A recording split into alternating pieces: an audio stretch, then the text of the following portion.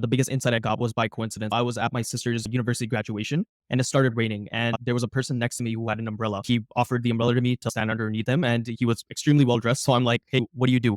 And he was just like, I own my own business. I'm in food processing. And yeah, it's been going pretty well. So I asked him if he was to give advice to his daughter today on her graduation, what advice would he give his daughter? Because I wanted to listen in, see what he had to say. He told me that he would tell his daughter to whatever she wants to do, whatever occupation she decides to take up, what you should try to do is go and work for somebody who's actually doing it right now. In my instance, it was an agency, which was kind of a coincidence. I didn't know I was going to start an agency, but that really always stuck with me. The advice was whatever you want to do, go and learn somebody who's already doing it. Because what will happen then is that you will be better equipped to go in and start your own thing. And that's one of the things that he really regretted. He just jumped right into it. And he told me that he could have avoided a ton of mistakes if he just had gone and worked for a food processing person or a plant before that, so that he could learn how the environment works. I got really fortunate because I worked at an agency for about 5 years before I started this company. I understood the ins and outs. By the time I was done with that agency, I really knew what it took. I understood hiring because I'd done that before. I understood my craft. I understood client facing. I understood how to stay organized as an agency thanks to my experience at Crowdlinker, where I was for about 5 years.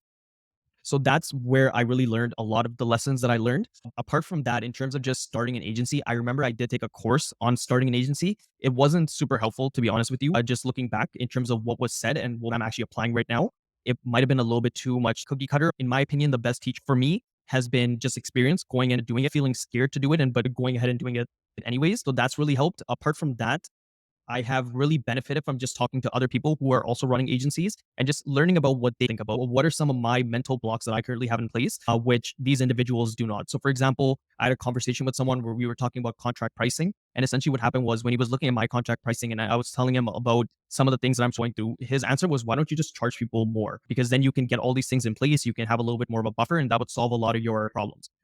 As simple as that sounds, I never thought of it that way. I didn't really think anyone would be open to paying more, but having spoken to him and just seeing how his contracts work and how much he's charging, it empowered me to go ahead and make those decisions as well. Same thing with a lot of different things in my agency, just about niching down and staying focused and really trying to improve one pillar at a time.